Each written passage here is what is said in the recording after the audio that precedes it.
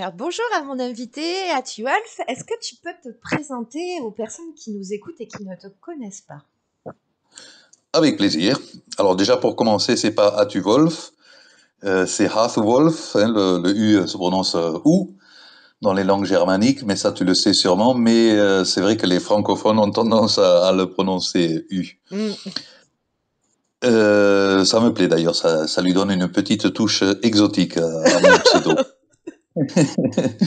Et Hath-Wolf Harsson, oui, mon vrai prénom est Jürgen. Hath-Wolf Harsson, c'est un pseudo que j'ai pris il y a déjà au moins 30 ans, je crois, sur les réseaux. J'ai écrit 4 livres sur le sujet des symboles et des runes et des rites païens, un sujet qui m'intéresse depuis ma plus tendre adolescence, je dirais, presque à enfance aussi. Et le fait d'avoir été d'être moitié allemand, moitié espagnol aussi m'a depuis toujours donné une envergure européenne à mes sensibilités culturelles et ce qui m'a permis de développer et de m'intéresser à beaucoup de sujets sur le paganisme européen en général. Voilà un peu pour ma présentation. J'ai aussi créé une page que beaucoup de gens connaissent qui s'appelle Symboles païens et inscriptions runiques. Oui, une page Facebook où tu expliques beaucoup de choses et tu fais beaucoup de pédagogie. Ouais. Exactement, oui. Cette page, je l'ai créée parce que avant j'étais dans un comment ça s'appelle encore maintenant j'en perds mes mots. Un espèce de chat. Comment Bon, j'étais dans un groupe qui s'appelait Les Fils d'Odin et je participais activement. J'avais créé beaucoup d'articles qui intéressaient beaucoup de gens. Et j'essayais toujours d'être dans le sérieux dans mes écrits par rapport à beaucoup de choses qu'ils sont un peu moins sur les réseaux. Et quand ce groupe des Fils d'Odin a disparu dans Internet et qu'a commencé le Facebook, je me suis mis au Facebook aussi. Et là, j'ai vu l'opportunité de partager mes connaissances. Parce que c'est un peu mon objectif depuis toujours, en fait. De partager ce que j'ai appris durant tant d'années d'études et d'expériences. Parce que je trouve en effet dommage qu'on garde toute une connaissance pour soi et qu'on ne la partage pas. Et les Fisodins, oui, pardon, les Fisodins. La page des symboles païens et inscriptions runiques, je l'ai créée donc suite à cette disparition des Fisodins parce que je voulais continuer sur Internet de partager ses connaissances. Et avec Facebook, j'ai vu en plus une opportunité bien plus intéressante que dans les formats anciens de chat et autres, des groupes. Et alors, Oui. justement, tu nous disais que cette passion pour ces mythologies, ces traditions, pour les runes aussi, te tient depuis plus d'une trentaine d'années. Est-ce que tu te souviens du jour J, de la chose, le fait, la lecture peut-être qui t'a marqué et qui a vraiment provoqué chez toi ce besoin de pousser ta passion, d'étudier et de transmettre finalement ce que tu as appris au travers des réseaux sociaux et de tes livres? Alors, il n'y a pas quelque chose qui a fait un clic en moi, c'est que ça a été un long processus qui remonte à mon enfance et qui s'est développé après avec certaines lectures.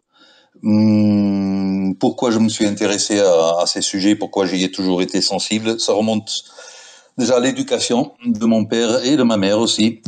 Mon père allemand, donc, qui a connu la Deuxième Guerre mondiale et qui était toujours passionné des anciens contes et anciens mythes. Et quand j'étais petit, j'avais souvent droit le soir pour m'endormir à ce qu'il me raconte une histoire des contes, des légendes, comme on en connaît beaucoup, avec des animaux, pas forcément païennes, mais avec de fortes résurgences, avec de fortes traces païennes quand même, et ça m'a beaucoup influencé.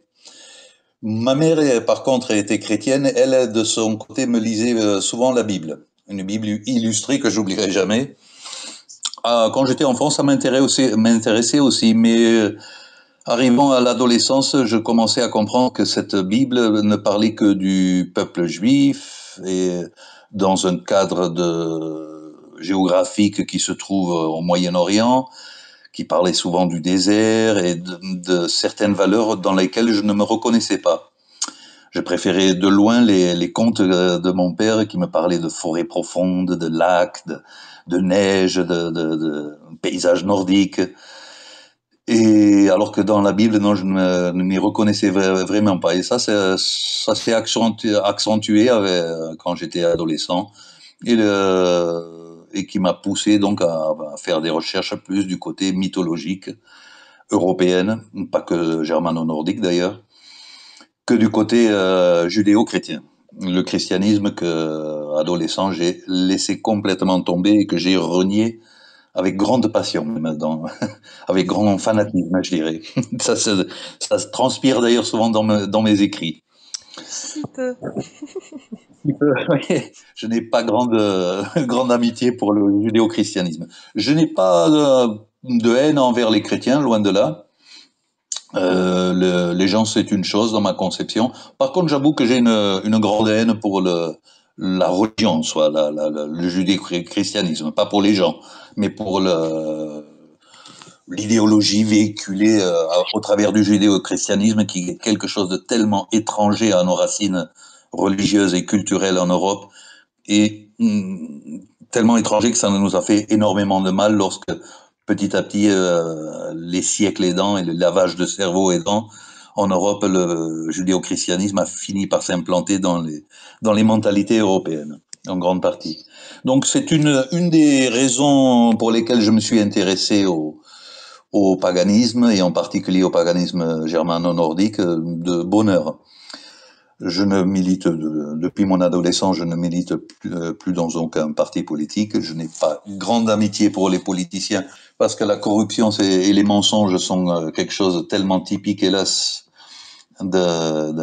parmi les politiciens, que je ne peux pas conserver grande amitié pour ce milieu-là. Mais je suis reconnaissant quand même, car grâce à ce milieu et des gens très sérieux que j'ai connus à l'époque dans ce milieu, qui avaient une fantastique culture du paganisme grec, par exemple, et du paganisme germanique aussi, ça m'a ouvert des portes incroyables sur la connaissance. C'est là que j'ai eu certains clics que tu décrivais tout à l'heure, en lisant par exemple Julius Evola, en lisant Dumézil, en lisant Régis Boyer, mais un peu moins.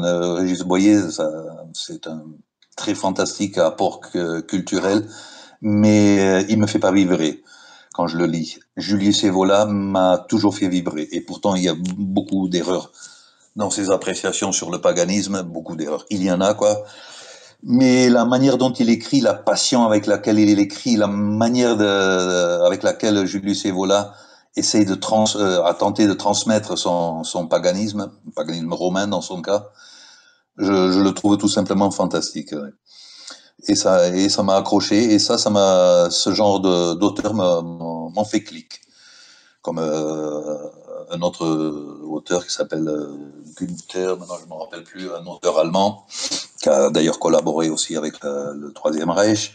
Mais mis à part ça, il avait fait des recherches très intéressantes justement sur les racines indo-européennes des peuples païens, et plus d'un de ses écrits que je trouve tout simplement fantastique. Voilà un peu mon cheminement qui m'a mené vers le paganisme germano-nordique en particulier, mais vers les paganismes européens en général. Ok, super. Et Oui. dis-moi, tu nous parlais, quand tu t'es présenté rapidement au début de l'interview, tu nous as nommé les 4 ouvrages que tu as publiés chez Sécheta Publications, pour ceux qui ne connaissent pas tes ouvrages.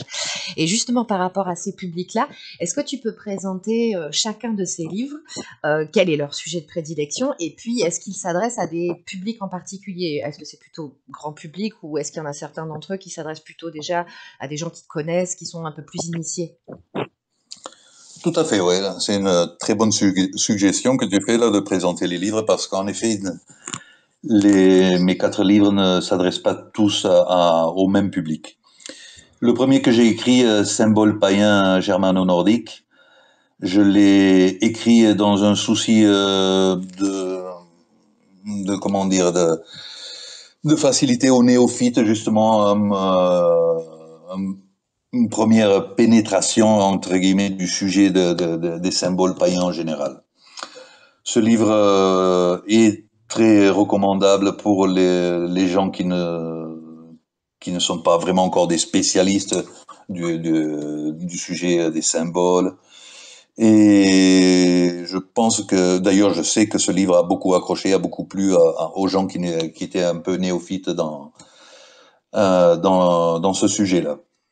D'ailleurs, je n'aurais pas dû l'appeler symbole païen germano-nordique, car une très grosse partie du livre traite les symboles païens en général, du point de vue européen.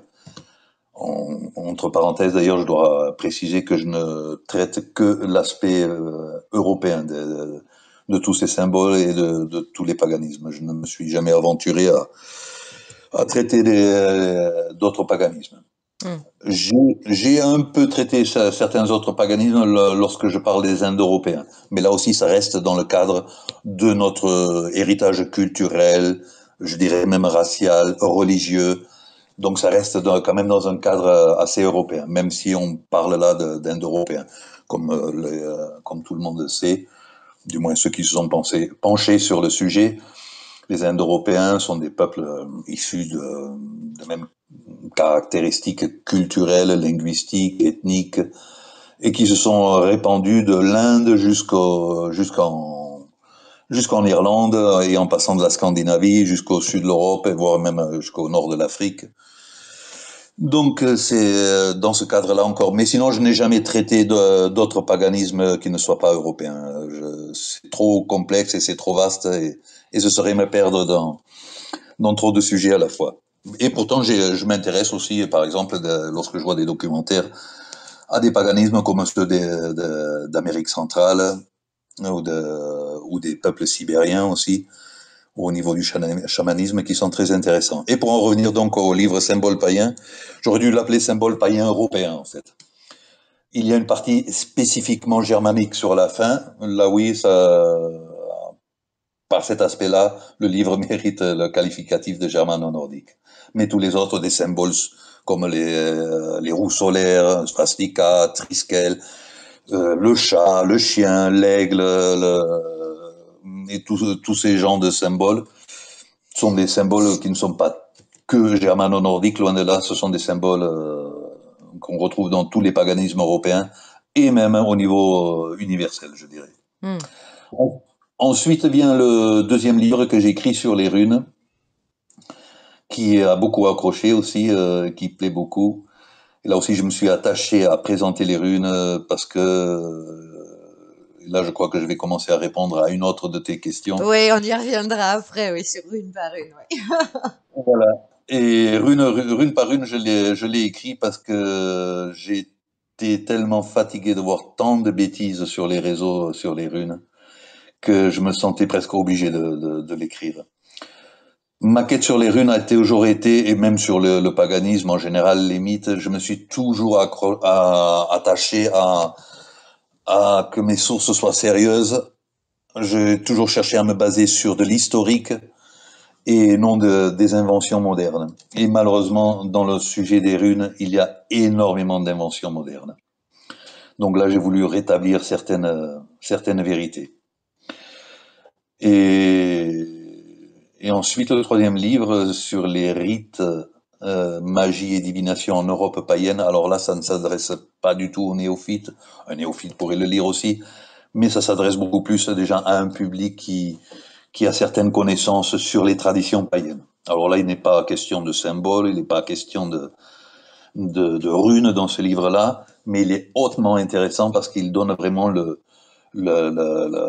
l'infrastructure même des paganismes en Europe, de comment les gens vivaient le paganisme, de comment ils pratiquaient leurs rites, de comment ils voyaient la vie, et de le simple fait d'étudier les différents aspects de la divination ou des rites, annuels ou cycliques ou temporaires, ou ponctuels, pardon, je voulais dire. Rien que le fait d'étudier ces aspects-là du paganisme permet de mieux comprendre les traditions païennes et permet de mieux comprendre aussi les runes, de mieux comprendre les symboles ensuite.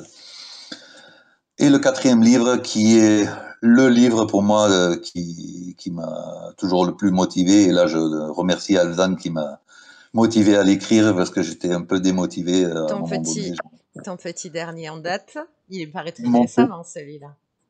voilà, c'est mon petit dernier, ce sera mon dernier aussi. Mon petit dernier que j'adore particulièrement, car le sujet des inscriptions historiques runiques m'a toujours passionné. D'ailleurs, j'ai commencé ma page des symboles païens inscriptions runiques en pensant aux inscriptions runiques historiques. Et là, ça ne s'adresse pas non plus aux néophytes. Alors là, il faut avoir lu avant rune par rune, il faut avoir eu un intérêt déjà pour les traditions païennes, connaître les mythes aussi. Ça implique une certaine connaissance, pas non plus une connaissance poussée, ultra poussée, mais quand même une certaine connaissance afin de pouvoir de lire ce livre et de le comprendre avec facilité et avec passion même, je dirais. Ce livre, j'y ai attaché beaucoup d'importance car vraiment, il présente vraiment comment les anciens utilisaient les runes. Et ça, ce sont des réalités historiques qu'on ne peut pas nier parce que ce sont des preuves archéologiques et littéraires que nous avons là qui nous montrent vraiment comment les anciens utilisaient les runes. Et on voit que on est très loin des délires modernes de divination par les runes et de tant d'autres choses. La magie runique, elle est inscrite dans les pierres et dans les bois, les os que nous ont légués l'histoire et que l'archéologie a pu retrouver et les linguistes ont pu étudier. Et je crois qu'avec ce quatrième livre-là, on a vraiment le socle même, la base même de ce qui était la magie runique pour les anciens peuples païens germano-scandinaves. Très loin, comme je disais, de délire moderne où on voit par exemple telle rune est liée, ça y est, c'est pour l'amour, c'est pour que je sois plus puissant au lit, pour que je, enfin beaucoup de délires de nos jours, comme envoyer, qui me font sourire, mais aussi souvent grincer des dents. C'est pour ça que je pense que ce quatrième livre devrait rétablir pour les gens qui ont un peu poussé leurs études dans ce thème-là, devrait rétablir une bonne direction et une connaissance à suivre. Bah, justement, on en a déjà discuté un petit peu ensemble avant de faire cette interview-là, et tu en as fait un peu de teasing avant. Ouais. Et ça fait partie des raisons pour lesquelles il était vraiment, je suis ravie que tu aies accepté mon invitation parce que c'est quelque chose sur lequel tu as un vrai discours, une vraie compétence, qui est les espèces de légendes urbaines qu'il y a autour de la magie runique et des runes plus particulièrement. Tu mets beaucoup l'accent là-dessus dans ton livre Rune par Rune et aussi, comme tu le disais, dans ton dernier livre sur les inscriptions runiques. Tu l'expliques longuement et avec force d'argument que ces ouvrages ont pour but de remettre les runes à leur juste place et à leur juste fonction selon ce qu'elles étaient à leur création, il y a des siècles, et pas ce qu'elles sont devenues aujourd'hui. Alors après, chacun y trouve son compte ou pas. Il y a des pratiques néo-païennes. Toi et moi, on est plutôt de l'école traditionnelle. Les pratiques néo-païennes sont des pratiques qui sont inventées et qui ne trouvent pas de véracité dans les anciens textes et dans les anciennes pratiques et dans les preuves archéologiques. Et du coup, euh, est-ce que tu peux un peu plus rentrer dans le détail par rapport à ça? Parce que ces deux livres-là, ils remettent les choses à leur juste place selon tes enseignements, tes études, toutes les connaissances que tu as acquises sur les 30 dernières années. Et par rapport à cette pédagogie que tu fais au travers de tes livres, mais aussi au travers de ta page Facebook, est-ce que justement tu peux nous partager ton expérience sur certaines de ces légendes urbaines, de ces fausses idées ou de ces idées reçues qui ont vraiment la peau dure à notre époque? Alors, pour les personnes qui nous écoutent, je précise qu'on a vu ensemble qu'il allait en choisir une, deux, trois, c'est lui qui voit. Je n'ai pas du tout la moindre idée de ce dont il va parler, mais voilà, il y a un certain nombre de fausses idées qui circulent sur les runes et les inscriptions runiques, mais surtout sur les runes, qui ont vraiment la peau dure, très dure, et que les gens surtout considèrent comme étant des traditions acquises ancestrale. Et il faut bien comprendre que l'objectif de ce qui va se dire en suivant, c'est de remettre les choses à leur juste place. Si vous avez envie d'utiliser une pratique néo-païenne parce que ça vous parle ou que vous en avez envie, chacun est libre de faire ce qu'il veut. Ce qu'il ne faut pas, c'est partir du principe que ces pratiques-là sont des pratiques ancestrales comme certaines personnes les font passer pour, parce que ça n'est pas la réalité. Et c'est en ça que mon super invité et ses super connaissances vont remettre un peu les choses dans leur contexte. Merci pour le super invité. Mais je t'en prie. Sur mon t-shirt, je vais graver SI, super invité. Exactement. Tu as tellement raison dans ces remarques et dans cette introduction que tu fais à ce sujet. Je peux rentrer en détail, par exemple, oui, nous avons ce fameux auteur du XXe siècle qui est, je crois, écrit dans les années 60 ou 70, Ralph Bloom, qui s'est acharné à transformer l'ordre des futarques traditionnels. Futarques, rappelons que c'est l'alphabet runique dans un ordre typiquement rune qui ne correspond pas au système alpha-bêta, mais au système Phéourus, donc des premières runes. Il s'est acharné donc à complètement chambouler l'ordre du futarque, alors que le futarque, justement, ce n'est pas pour rien qu'il existe un tel ordre dans le futarque, que ce n'est pas A, B, C, D, mais F, U, F, A, R, etc. L'ordre des runes. En chamboulant l'ordre des runes, déjà, il a tué dans l'œuf quelque chose qui est hérité des anciens, à savoir pourquoi les runes sont ordonnées dans le sens tel qu'on les connaît de manière traditionnelle. Donc là, déjà, il tue un premier aspect historique des runes. Ensuite, il se permet d'inventer des interprétations pour chaque rune qui sont souvent lamentables, qui n'ont rien à voir avec le symbolisme originel des runes. Et une des pires choses qu'il ait pu faire, ce triste personnage Ralph Bloom, c'est d'avoir inventé la fameuse rune blanche.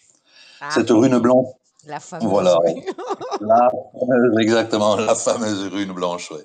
Cette rune blanche qui n'a aucune racine historique, qui est une pure invention de la deuxième moitié du XXe siècle. Alors, je me permets de te couper juste une seconde. Pour ceux qui nous écoutent, si la rune blanche ne vous parle pas, vous l'avez peut-être entendu aussi sous le nom de la rune Weird, la fameuse soi-disant rune du destin. Voilà, juste pour la petite aparté pour que tout le monde comprenne de quoi on parle. Tu fais très bien de préciser, en effet, oui. Et cette rune blanche n'a jamais existé historiquement parlant. Il n'y a aucune mention, ni littéraire, et aucune trace archéologique, encore moins, d'une telle rune blanche. Je ne comprends toujours pas d'ailleurs pourquoi il s'est permis d'inventer une telle chose. Il voulait sûrement être original et vendre plus de livres qu'il n'en aurait vendu s'il s'était attaché peut-être à l'aspect purement historique. Surtout que techniquement, le destin est déjà représenté dans certaines runes. Donc pourquoi en créer une supplémentaire le destin est déjà incarné. Exactement, le destin d'ailleurs, il n'est pas uniforme, le destin dans l'approche des anciens païens germano-scandinaves. Le destin, on le retrouve en fait dans presque chaque rune. Dans Feo, la première rune, on retrouve l'aspect du destin lié à l'abondance, à la richesse, à l'aspect pécunier. Après, dans une rune comme Hiera, on retrouve l'aspect de l'abondance, l'aspect cyclique, des changements cycliques du destin. On la retrouve presque derrière chaque rune, la notion du destin, avec certaines runes plus marquées que d'autres. Par exemple, la rune Nauthi, qui est la rune de l'équivalent du N. Et il y a eu tellement donc de bêtises racontées au XXe siècle sur les runes que malheureusement ça finit par prendre et ça finit par prendre racine dans beaucoup de mentalités et c'est repris par un auteur, c'est repris ensuite par un autre qui ne se soucie pas du sérieux de ses sources, mais qui trouve très pratique l'existence d'une rune blanche. Alors il s'en sert, il l'intègre dans son corpus et cet auteur lui-même écrit un autre livre Une autre personne prendra ces deux livres comme des sources historiques. Et finalement, petit à petit, avec les décennies, on se retrouve à parler avec des gens qui sont convaincus que ces inventions du XXe siècle, eh bien, sont historiques et originelles. Et c'est triste parce que là, on est vraiment très loin des racines symboliques des runes. Ça va même plus loin parce que de nos jours, on croit, quand on parle de runes, la plupart des gens pensent tout de suite à la divination. Or, la divination existait déjà, et c'est là où je peux faire renvoyer ceux qui écoutent ce podcast à mon troisième livre, celui des rites, magie et divination en Europe païenne. Or, en Europe païenne, y compris chez les Germains, la divination, elle existait bien avant les runes. Et elle se pratiquait abondamment, la divination, mais très peu par les runes. On n'a presque aucune trace, ni littéraire, et encore moins archéologique, des runes par rapport à la divination. On a quelques références évasives quand on parle des Völva, par exemple, dans les Eddas, ou certaines sagas, on comprend qu'ils utilisaient aussi les runes pour la divination, mais très peu en fait. Là aussi, c'est une profonde erreur qu'il y a de nos jours de croire que les runes étaient principalement un outil de divination. Très Oui, loin de parce là. que en dehors de la courte description dans le livre de Tacite qui prête à beaucoup de, comment dire, pas de polémique, mais disons que tout le monde n'est pas d'accord sur le sujet. Les historiens se crèvent quand même le chignon depuis des siècles sur est-ce que Tacite, donc pour ceux qui nous écoutent, Tacite a écrit un livre qui s'appelle La Germanie, qui date approximativement du 1er siècle de notre ère, où il y a un court paragraphe où il traite d'une certaine forme qu'on peut dire de divination, et encore, il emploie le terme d'augure, ce qui, à mon sens, est quand même différent entre l'augure et la divination. Mais bon, ça, c'est un autre, on digresserait pendant des heures, mais il y a quand même une grosse polémique entre les historiens, entre est-ce que Tacite a jamais foutu un pied en Germanie, est-ce que Tacite a écrit son livre d'après des oui-dire de marchands, est-ce qu'il a été en Germanie, mais à un endroit plus qu'à un autre, est-ce qu'il a vraiment fait beaucoup de voyages? Finalement, on n'a aucune certidune là-dessus. Donc, quand on enlève ce texte qui ne parle même pas, qui ne cite pas les runes, on peut soupçonner que les symboles dont il parle sont des symboles runiques, mais au final, on n'en sait rien. Il me semble, alors arrête-moi si je me trompe, tu vas savoir ça mieux que moi, mais de mémoire, il me semble que le premier, entre guillemets, vrai système de divination runique tel qu'on le connaît aujourd'hui et que les gens le pratiquent aujourd'hui vient du suédois, je crois, Johannes Bureus en 1600 et quelques ou 1500 et quelques, il me semble. C'est la première fois qu'on a eu un véritable, entre guillemets, système divinatoire. Avant, on n'a aucune trace de quoi que ce soit. Je confirme à 100% tout ce que tu viens de dire. En effet, c'est tout à fait juste.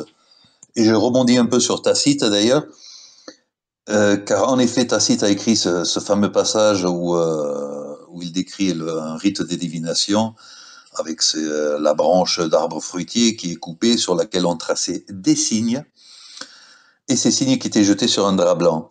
Mais il est parlé de signes, de symboles. À aucun moment donné n'est fait allusion directement à des runes.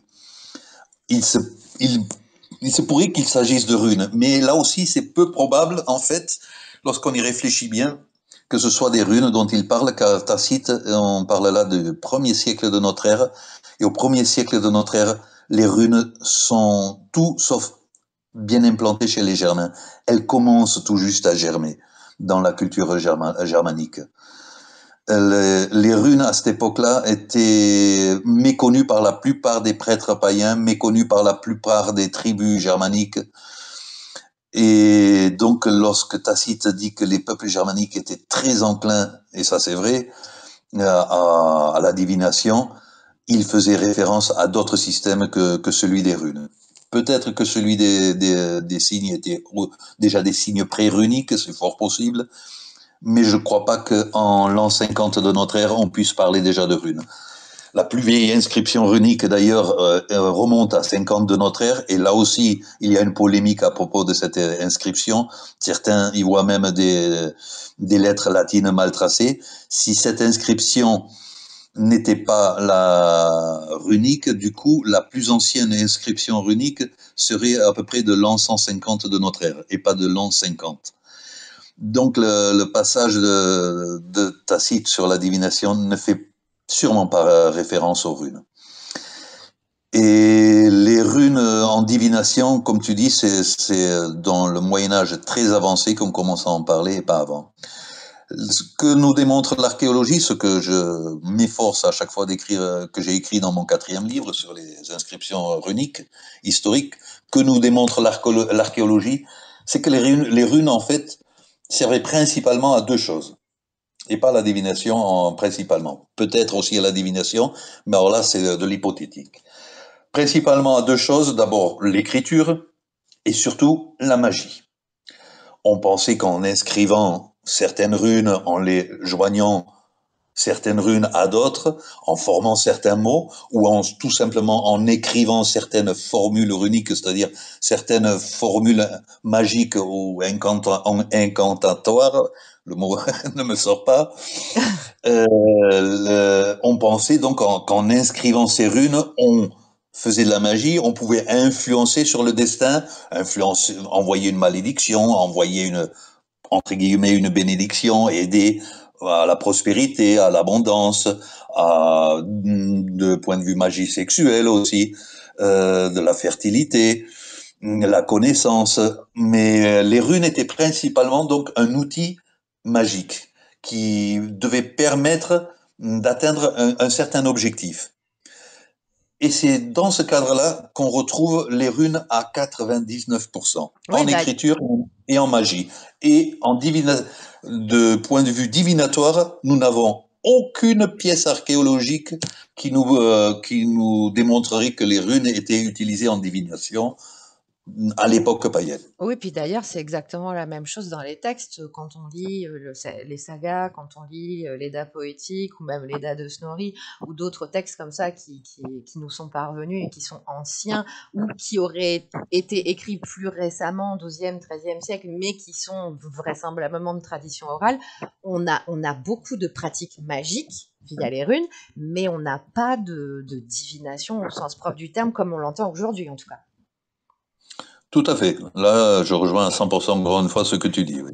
Les gens de nos jours s'accrochent énormément à cet aspect divinatoire des runes, alors que c'est justement l'aspect le moins sûr du point de vue historique. J'espère que grâce à mes écrits et aussi aux écrits de Halfdan et d'autres en ce sujet dans d'autres langues, que les gens, le public finira par comprendre et accepter que cet aspect divinatoire n'était pas lié aux runes. Donc il faudrait qu'ils commencent les gens à s'intéresser plus à ce qui est l'écriture et la magie runique, de comment on utilisait à cette époque-là les runes pour influencer, pour se protéger, pour maudire, mais voilà, pour respecter un peu l'idée qu'avaient les anciens par rapport aux runes, au lieu d'y mettre cette touche moderne où on veut toujours faire de la divination bon marché, je dirais, qui à moi me révulse un peu. D'ailleurs, je n'ai jamais trop compris l'intérêt non plus de vouloir connaître le futur. Ce n'est pas non plus quelque chose que je trouve tellement prioritaire en tant que païen. Il vaut mieux être maître de son destin ou pouvoir essayer de vivre son destin le mieux possible que de vouloir essayer d'entrevoir un futur hypothétique qui, s'il faut, sûrement ne se réalisera pas, car en chemin, tellement d'autres choses peuvent arriver que cette divination en général ne se réalise jamais. Je te laisse la parole, Julia. Justement, alors déjà, merci pour tout ça, parce que c'est vraiment passionnant, et puis c'est bien aussi d'avoir plusieurs sons de cloche, et puis que les gens entendent exactement ce qu'il en est par rapport à ce qu'il en était par rapport à ce qu'il en est. Parce que du coup, c'est vrai que je pense que, comme on vient de le dire et comme tu l'as très bien expliqué, le premier conseil à adresser aux gens qui s'intéressent aux runes, qui souhaitent travailler avec les runes, c'est vraiment déjà d'étudier et de vraiment faire le distinguo entre ce qui est pratique originelle, descendant des textes, de l'archéologie, qui est quelque chose qui a un socle véritable, des pratiques néo-païennes modernes que chacun est libre de pratiquer ou pas. C'est encore une fois pas la question. Il faut simplement faire le distinguo. Voilà, ne pas faire passer pour une pratique antique quelque chose qui a à peine quelques siècles d'existence. Et suivant ce premier conseil qui est peut-être le principal à donner aux gens qui s'intéressent à ces runes, est-ce que tu en aurais un autre, un conseil de lecture, un conseil de pratique ou autre aux personnes qui souhaitent s'intéresser ou travailler avec les runes? Un conseil, ce que je peux recommander, là encore une fois, ça rejoint ce que nous avons déjà dit, c'est de s'intéresser avant tout aux preuves historiques, aux preuves archéologiques, aux preuves littéraires que nous avons par rapport aux runes, et de laisser un peu tomber tous les délires modernes qui sont nés depuis le 19e siècle, la fin du 19e siècle. Et d'essayer de s'en remettre vraiment à l'esprit des anciens, d'essayer de comprendre de comment voyaient les anciens les runes et leurs pratiques. Parce qu'il faut aussi rappeler, dit en passant, que tout n'était pas rune pour les peuples germano-nordiques.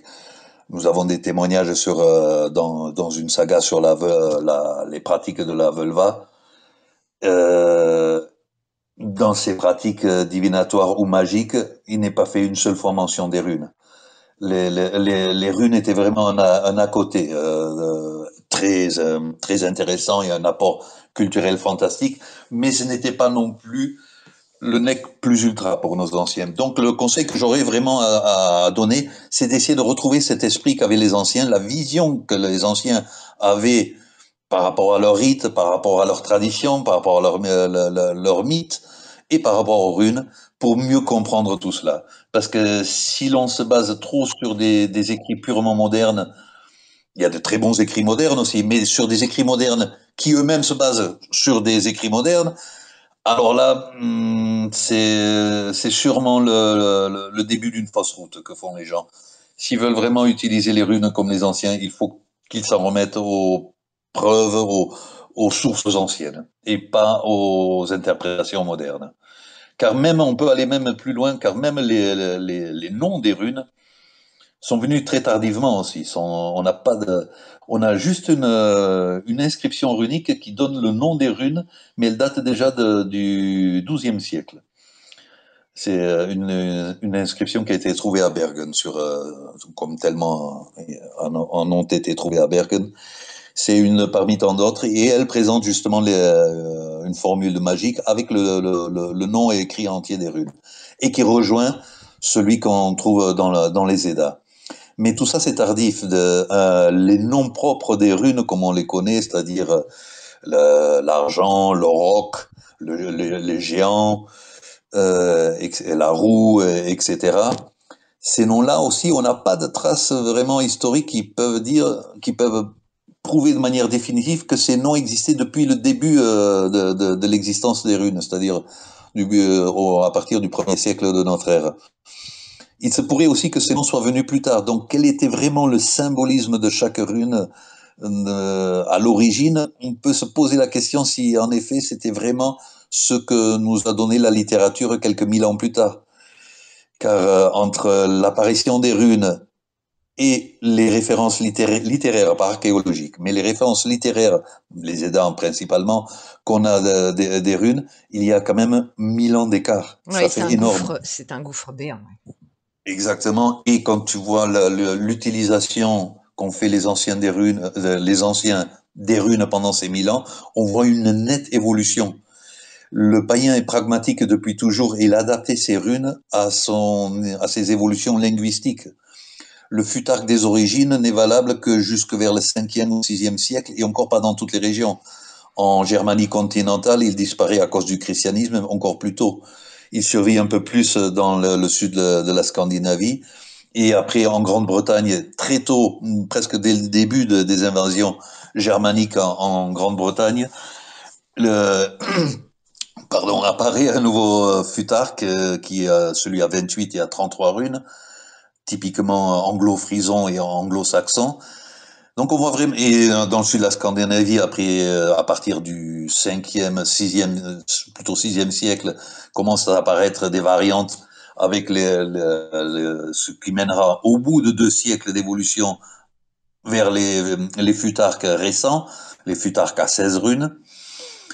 On voit vraiment tout ça pour dire qu'on voit vraiment qu'avec au cours de ces 1000 ans, les runes ont évolué d'une manière fantastique au niveau graphique, au niveau symbolique, au niveau interprétation, au niveau phonétique même. Donc on ne peut pas parler d'un symbolisme figé depuis le début jusqu'à la fin. Le symbole d'une rune au XIIIe siècle n'est sûrement pas exactement celui qu'avait la même rune 1000 ans plus tôt. Donc là aussi, il faut être prudent, je pense, quand on veut parler de symbolisme de chaque rune. Et c'est bon de faire des recoupements, c'est ce que j'ai essayé d'ailleurs de faire dans rune par rune, en faisant ces recoupements étymologiques, de chercher le plus possible d'interprétations étymologiques derrière chaque nom de rune, afin de trouver dans la quantité la qualité, de retrouver l'origine possible du symbolisme derrière chaque rune. Et ça, ce n'est que l'étymologie, dans le cas des runes, qui peut nous le permettre. Et certaines rares inscriptions runiques qui nous mettent sur la voie aussi quant à leur utilisation dans la magie des inscriptions en soi.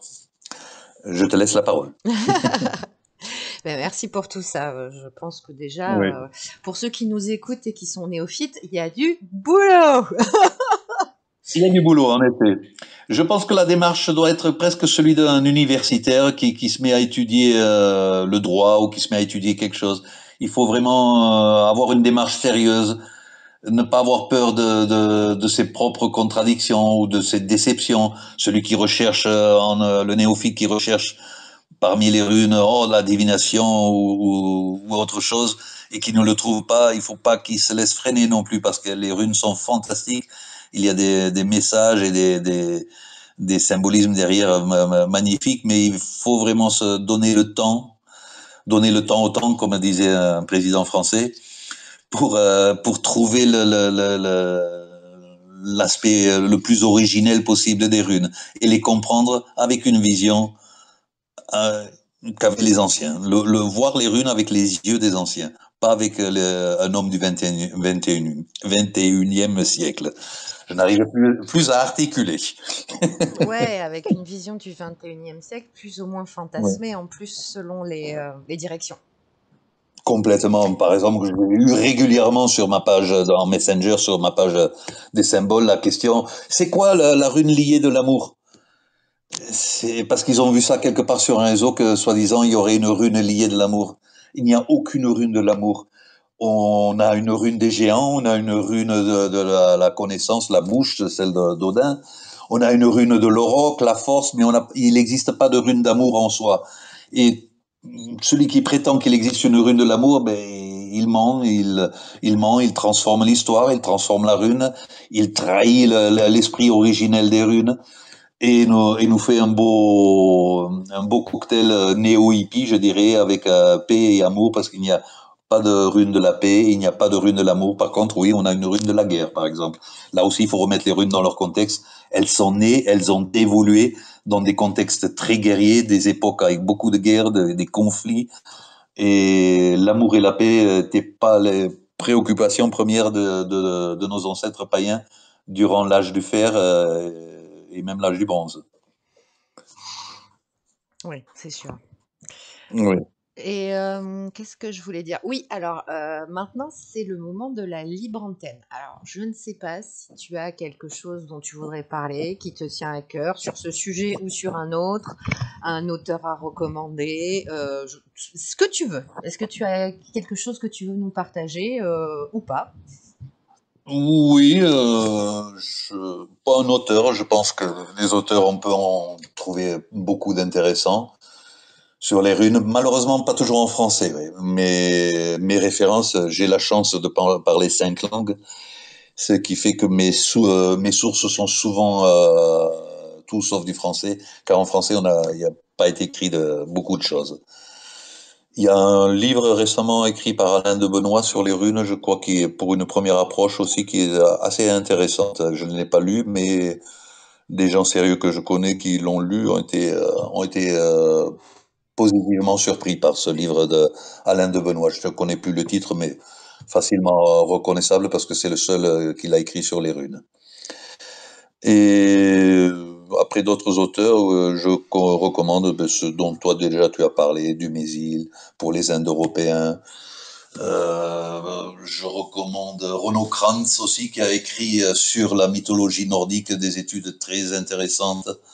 Jean Audry pour les Indo-Européens aussi.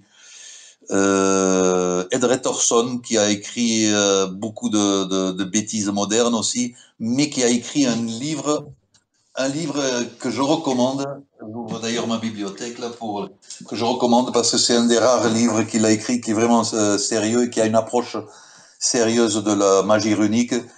Je ne l'ai qu'en anglais, je ne sais pas s'il a été traduit en français. Ça s'appelle Alu, An Advanced Guide to Operative Runology. Et je le recommande fortement, ce livre.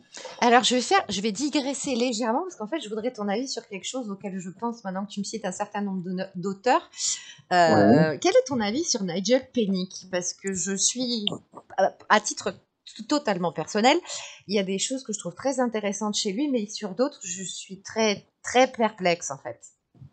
Alors de lui, je n'ai lu qu'un livre et il y a très longtemps. Donc je pense que ton avis sera plus professionnel et plus juste que le mien.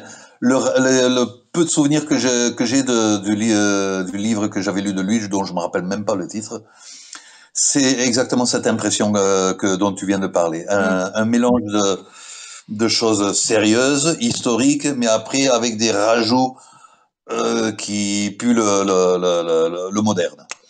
Bah, à certains moments, il me Euh, donne je sais que enfin, pour beaucoup de gens, c'est quand même une référence, Nigel Pennick.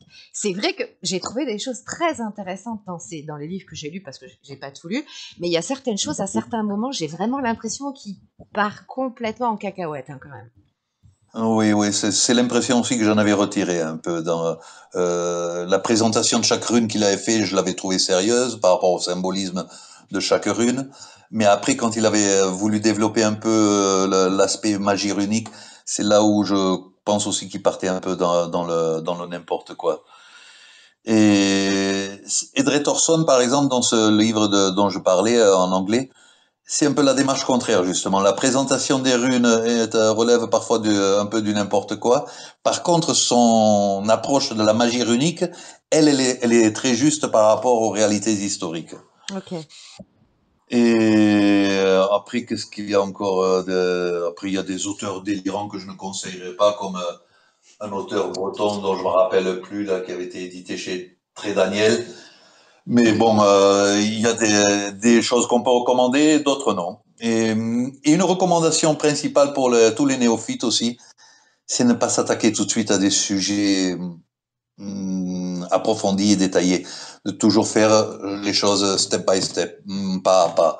De commencer à connaître la mythologie, les anciens mythes, que ce soit à travers d'un livre, comme je disais au début de Jean Mabir, qui permet une approche simple, et après de s'attaquer à du Régis Boyer et aux textes et aux traductions des Eddas. Mais il est important pour tout celui qui veut s'intéresser aux symboles en général et aux runes en particulier de connaître le cadre historique, culturel et ethnique aussi dans lequel sont nés tous ces symboles. C'est très important si on ne veut pas perdre le fil et tomber encore une fois dans du n'importe quoi. Parce qu'il y a des comparaisons qui ne valent pas, qui ne peuvent pas être faites.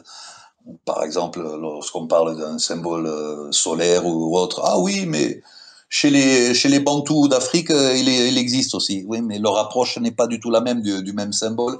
Donc on ne peut pas comparer quelqu'un qui a une approche du symbole d'une certaine manière et d'un autre peuple qui a l'approche de ce même symbole, mais d'une manière complètement différente. Donc remettre tous les symboles dans leur contexte historique, culturel, ethnique, c'est très important si on veut conserver un fil sérieux d'interprétation.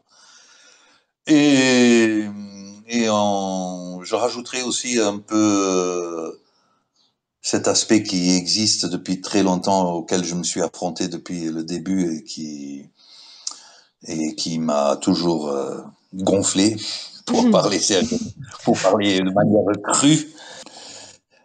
Il serait temps, je crois, que ces universalistes, parce que c'est toujours comme ça que je les ai définis, ces bisounours, qui pense que toutes les cultures du monde, c'est tout la même chose, à tout mettre dans un même sac, un même melting pot, un même magma informe et sans passer.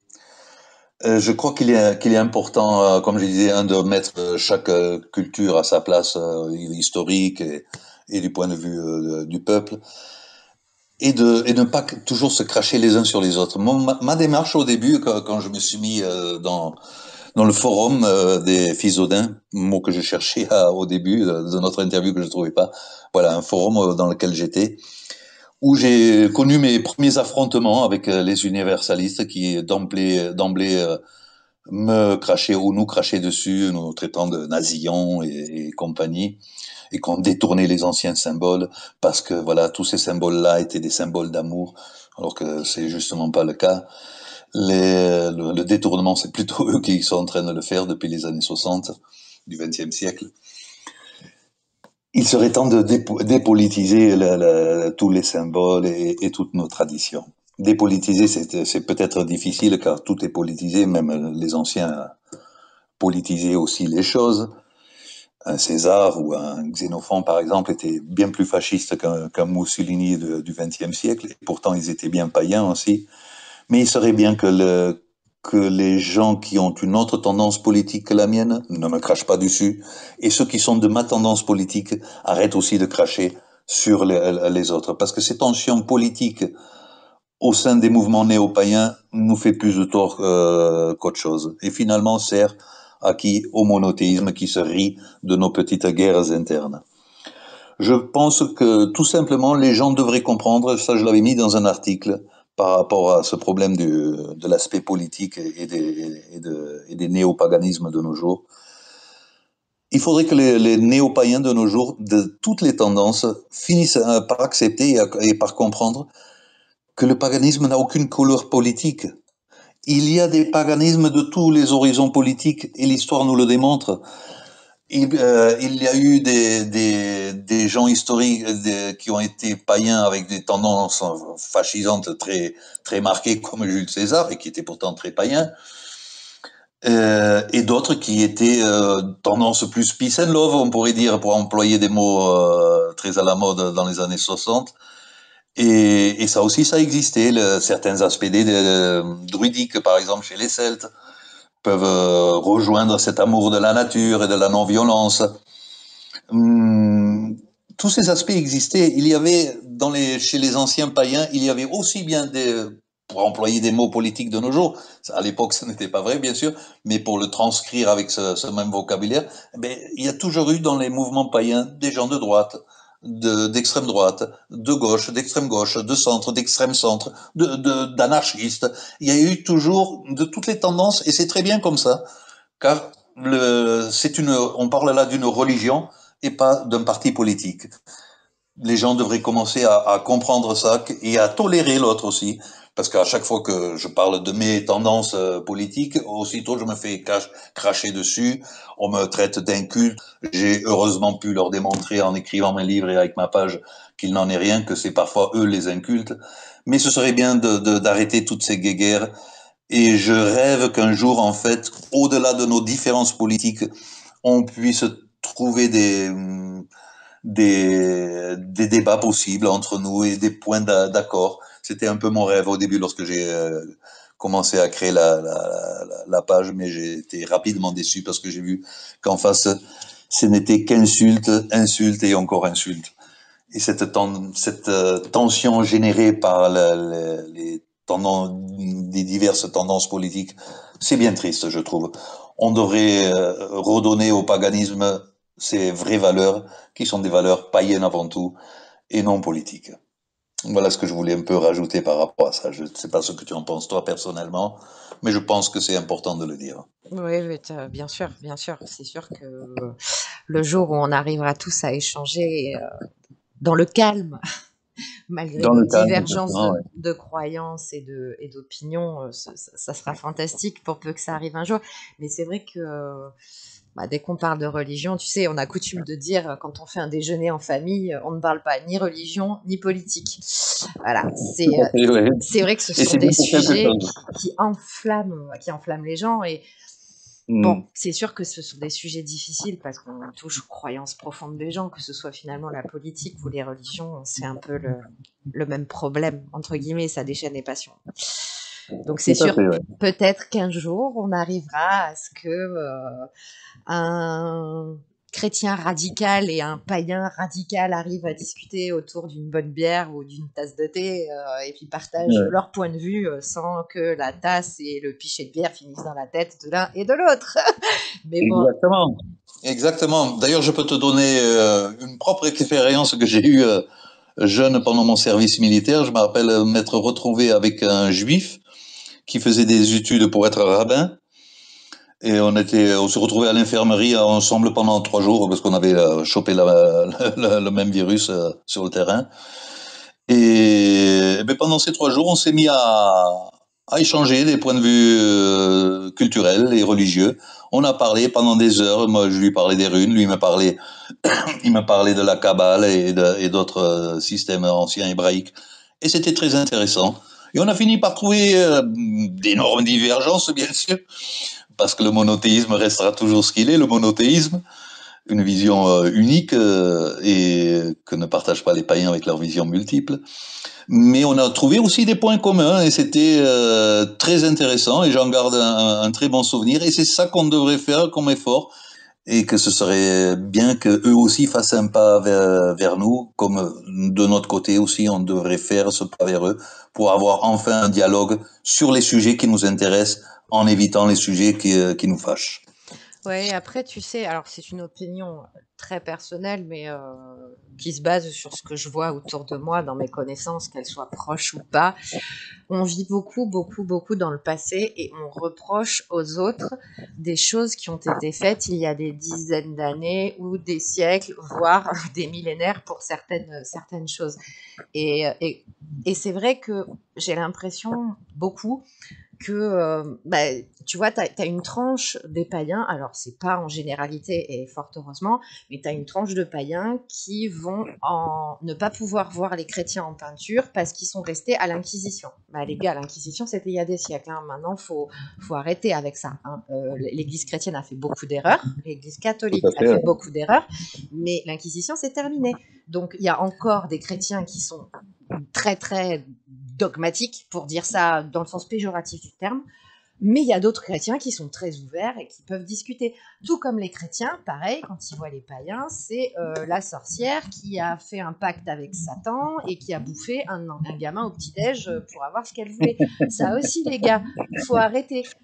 Et ça, c'est des erreurs du passé, d'autres personnes, Exactement, ouais. d'autres époques. On peut être en désaccord avec tous ces points de vue de la vie, parce que finalement, ça n'est que ça, des points de vue de croyance en une entité supérieure ou en plusieurs entités supérieures, et des opinions sur ce que devrait être la vie et ce que devraient être les gens ou pas.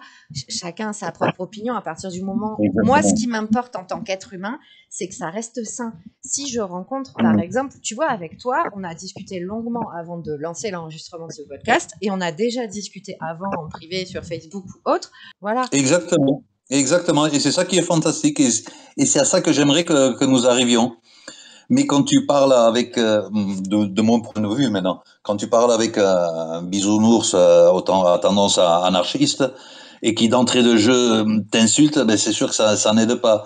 Pareil pour un fasciste qui d'entrée de jeu insulte l'autre parce que c'est un putain de rouge de merde, pour le dire clairement. Et ce genre d'attitude, ben ça n'aide pas. Surtout qu'on a malgré nos différences politiques, on a un sujet commun qui est le paganisme et qui sont les anciennes traditions païennes. Et c'est là-dessus qu'on devrait se concentrer et trouver notre force. Et se tolérer les uns les autres. Moi, j'ai jamais eu de problème pour tolérer un rouge ou un bisounours du moment qui ne m'insultent pas. Mais c'est d'ailleurs marrant souvent que ceux qui ont la bouche toujours pleine du mot tolérance et qui parlent de la tolérance et l'amour et peace and love et l'amour et la tolérance, ce sont souvent, comme les chrétiens d'ailleurs, ce sont souvent ceux qui la pratiquent la moins, la tolérance. Ceux qui ont toujours ce mot de tolérance à la bouche. Je crois l'avoir pratiqué plus que bien des néo-hippies et autres bisounours. Mais c'est cet aspect-là qui serait important que, déjà que nous ne sommes pas nombreux numériquement parlant, Ce serait vraiment dommage que nous continuions ces guerres de clochers qui ne mènent à rien.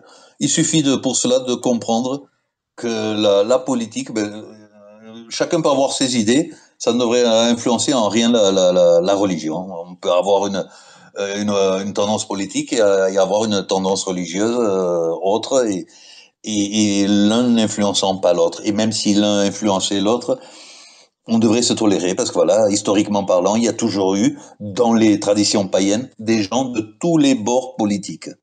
Révolutionnaires, fascisants, impérialistes, plutôt de clans.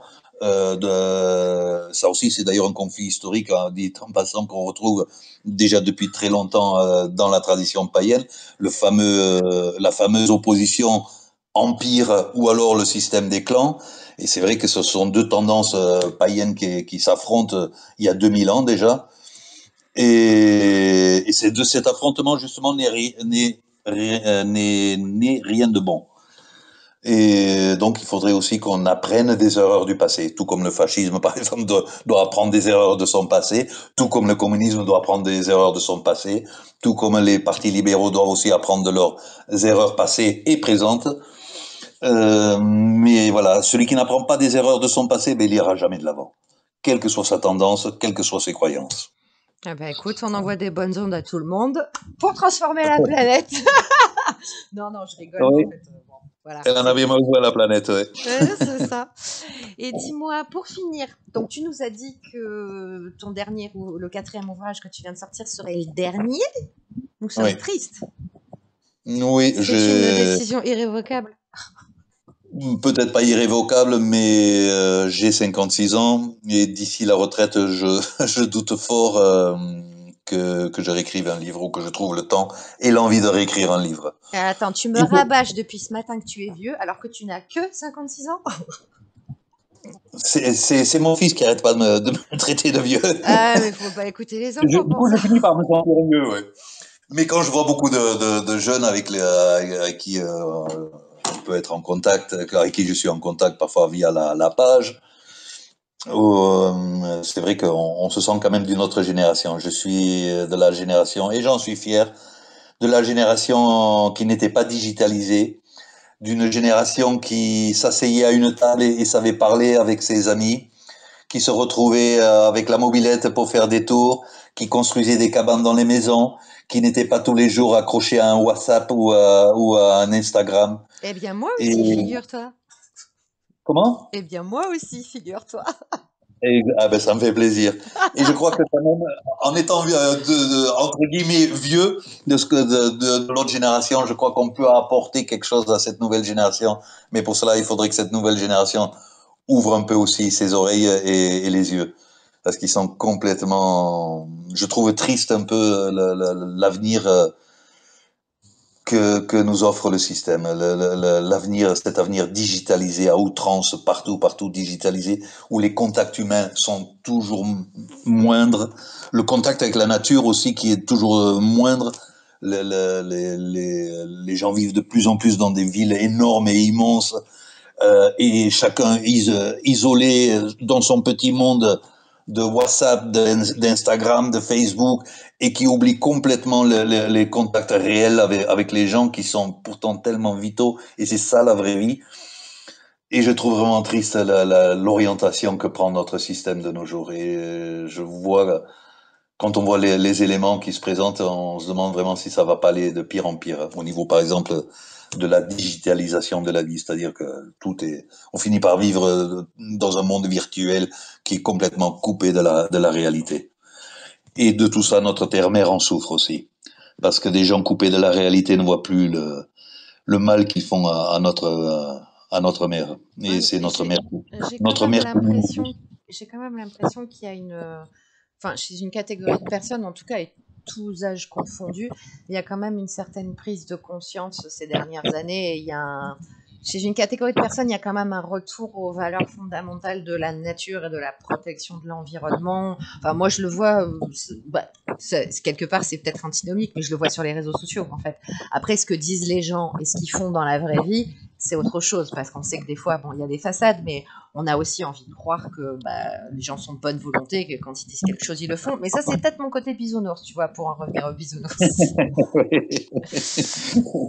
Mais le problème des réseaux sociaux aussi, c'est que tu t'enfermes dans un monde virtuel et qui se réduit et qui rétrécit comme des parois d'une chambre qui se rétrécissent sur toi. Je veux dire par là que j'ai le système, par exemple sur Facebook, et surtout les autres types de réseaux, au niveau technique, c'est fait de telle manière que si tu cliques sur une publicité ou sur un article quelconque, Facebook va après te relancer sur ce même sujet. Et toujours sur ce sujet, et de plus en plus sur ce sujet. Et tes amis, pareil aussi, tu finis par te retrouver qu'avec des amis qui pensent comme toi. Les sujets proposés par les réseaux sont ceux que tu penses déjà. Donc tu finis par croire que tout le monde est comme toi, tout le monde a les mêmes opinions religieuses que toi, les mêmes opinions politiques que toi, alors que ce n'est pas vrai. C'est le système des réseaux tel qu'il est fait, par rapport aux publicités, par rapport à ce que tu cliques pour trouver tes centres d'intérêt, qui fait que tu finis par te retrouver dans un monde très fermé où tu crois que tout le monde a la même approche que toi et tout le monde voit la même chose que toi, alors que non. Lorsqu'on reparle avec les gens dans la rue, là, la réalité, elle remontre son vrai visage et elle est le reflet d'une très grande diversité, au contraire de ce qu'on pourrait croire lorsqu'on se noie un peu trop dans les réseaux et le monde virtuel. Eh bien, écoute, merci beaucoup pour tout ça. Et alors, pour ceux qui nous écoutent et qui sont toujours là, pour conclure, fiez-vous aux textes anciens, fiez-vous aux preuves archéologiques, lisez des textes et des livres sérieux, d'auteurs sérieux et pas fantasmés. Écoutez les gens qui pratiquent et qui ont cherché, qui se sont documentés pendant très longtemps, pendant des décennies, pour obtenir et vous offrir, ce qui est le cas de mon invité, ce qui sera le cas des deux qui vont suivre, un contenu sérieux et quelque chose étayé par des preuves archéologiques et des textes. Donc fiez-vous surtout à ça. On rappelle que vous pouvez trouver les livres donc de Hastu Wolf. C'est mieux là? Hastu Wolf, très bien. T'as vu? C'est écoute. C'est parfait. Donc vous pouvez retrouver tous ces livres sur le site internet de l'éditeur C'est chez ta publication. Pas la peine de retenir, je vous mets tout en description. Et puis on rappelle aussi que vous pouvez le trouver sur Facebook, donc symbole païen et inscription runique, le tout au pluriel. Donc une page que je vous recommande vraiment chaudement parce que vous y trouverez de très nombreuses informations archéologiques, historiques notamment, et donc aussi d'abattement des fameuses légendes urbaines dont on a parlé un peu plus tôt dans le podcast. Je te remercie beaucoup pour tout le temps que tu as passé avec nous. Ce fut un grand plaisir de partager ses sentiments, ses connaissances et autres. Et en remerciant aussi à tous ceux qui m'ont aussi permis d'accéder à leurs connaissances, à ce qu'eux avaient pu étudier, car c'est quelque chose qui doit être à double sens. Comme la rune Gébo, c'est celui qui reçoit doit donner, et celui qui donne devrait recevoir aussi. Un don pour un don. Exactement, oui. Eh ben, écoute, sur ces bonnes paroles, merci beaucoup. Merci à toi, Julia. Très bonne journée à toi et à tous ceux qui nous ont écoutés. Merci beaucoup à toi aussi.